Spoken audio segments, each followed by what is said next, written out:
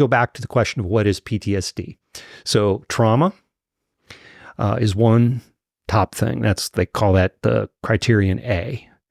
B are a variety of symptoms of re-experiencing that trauma. So nightmares, intrusive thoughts, for example, hearing a helicopter fly overhead and having memories and feelings triggered by that would be an example.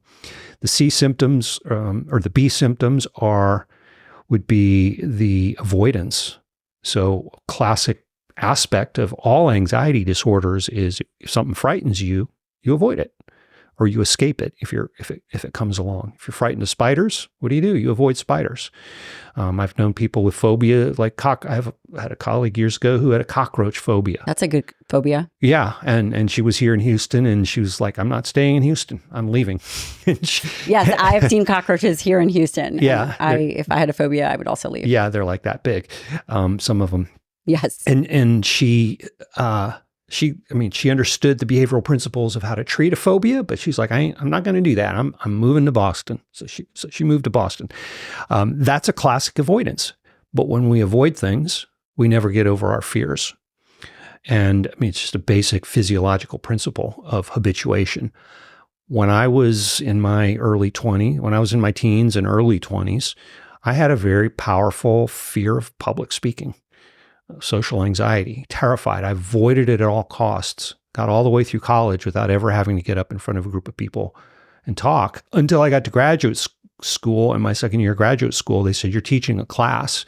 There's 350 students that you're going to go teach developmental psychology to. And, I had a choice.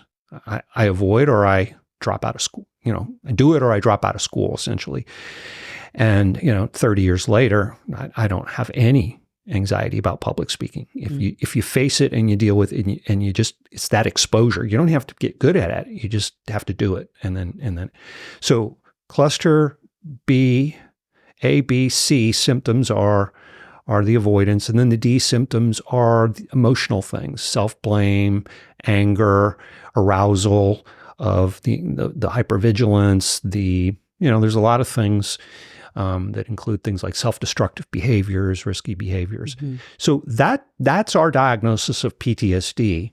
Now, since I'm on a roll, I'll give you take it. I'll give you my definition. PTSD is essentially a combination of anxiety and depression, and specific focus on the fear reactivity. So jumping out of airplanes, you had a traumatic experience and it terrifies you now, you don't do it. You stay away from jumping out of airplanes. That fear reactivity is kind of the defining feature of PTSD. And that would be, for example, also if someone got into a car accident while they were driving and they chose not to drive. Right. Again, that's a fear reactivity. Right. Okay. And, we go back to, we have a long conversation about the VA system where I worked and kind of some of the things I was seeing and trying to put forth then. But essentially it becomes kind of simple. The VA has put the emphasis on PTSD as the go-to diagnoses for soldiers. Do you know how many soldiers and how many veterans are diagnosed with PTSD? I can give you two separate data points. Okay. I love them. One is the epidemiological data. This is the very rigorous data with large, sample sizes, multiple studies that is kind of disconnected from systemic factors. You get a rate in soldiers of about 8%. 8%. And what is the rate in a general population? Do we know? Maybe 6%. Okay. I was going to say, Matthew, why don't you look that up? Be my Jamie. It's about 6%. Okay, 6%. So a 2% increase in... But if you go to the VA and you look at a VA, people that use the VA, we now know that the GWAT veterans, the global war on terror veterans, so the veterans that served in Iraq and Afghanistan for the most part, have a 50%. 50% diagnosis of PTSD? Of PTSD. Well... You ever take Econ 101? I never did either. But no. one of the principles of Econ 101 overlaps with some of the basic principles of psychology, which is when you offer a reinforcement for something, for a behavior, you get more of that behavior. Give me an example of how that translates. So the VA provides disability cash payments that are essentially lifetime to soldiers, to veterans who have PTSD. And so you end up with a PTSD rate of 50% in the VA. Maybe it's high. It's probably higher now. I don't know the exact number, but it's probably higher. So when I worked in the VA, which was 92 to 2006, part of what I saw and part of what I tried to talk about and some of my research followed on was the idea that, first of all, does it even make sense to consider you as an invalid because you have a psychiatric disorder? I see. That's actually interesting. And if what I'm hearing you say is that in order to get disability, you must qualify for disability. Yes. In order to qualify for disability, you must have a certain percentage of, quote, illnesses that make you disabled, whether it is sleep apnea, PTSD, etc. Right. Okay.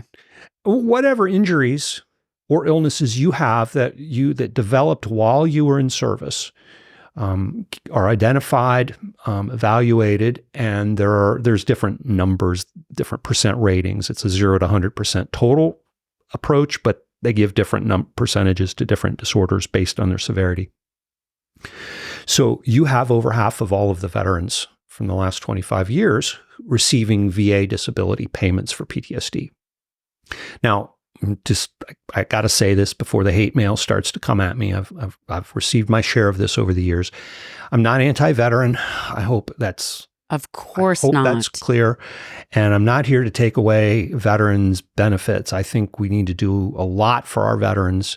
Every veteran who put on a uniform deserves a good life and deserves to be honored and revered and respected for what they've done. But to say to you, or to Matthew, our producer, that you're a veteran and you know, since you have some symptoms of anxiety and depression, we're going to send you a check for the rest of your life. And do you also feel that it labels individuals deeper, where they then identify with this idea of having PTSD? Well, think about the message that sends. What's the expectation? You go, wow, the VA is going to send me a check for the rest of my life. Mm-hmm. I'm probably never going to get better. So I think it's a tragic message to send. And these are treatable conditions. Civilians with PTSD or depression or anxiety who receive treatment typically either get all the way better or they get much, much, much better. So the symptom improvement, the functional, and the improvement in functioning is significant. So one question is, does it make sense to pay people to be sick? What message does that send? What is that doing to their own psyche? Because we're sending them a horrible message. You know, you're now a psychiatric invalid. When we should be providing treatment. And now you flip to the other piece of this and you say, well, how much money does VA spend on mental health treatment programs a year? I think it's 14%. I'm sorry, 14 billion. Yeah. They have no administrative data at the VA to support that veterans are getting better from their healthcare programs. And in the general population, treatments for PTSD would be, do you know how they're being treated? Is it medication? Is it cognitive behavioral therapy? Is it group support? Is it more holistic? It's all of that. It's all of that. Here's a bolt, but it's heavily medication. So heavily medication. Mm-hmm. Typically it's a medication to sleep, 1 or 2 antidepressants, maybe a mood stabilizer. For everybody.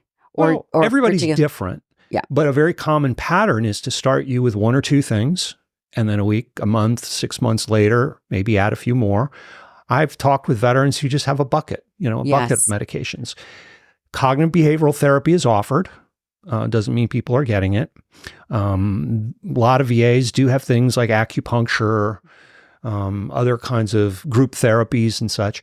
But you know what they don't often offer are some of the treatments that you and I know about and are trying to bring out to the community, the stellate ganglion block therapies, the ketamine therapies, the psychedelic therapies, the hyperbaric oxygen therapy, and more. And so, but it gets back to the question of how is somebody going to get better when they're being paid to be sick?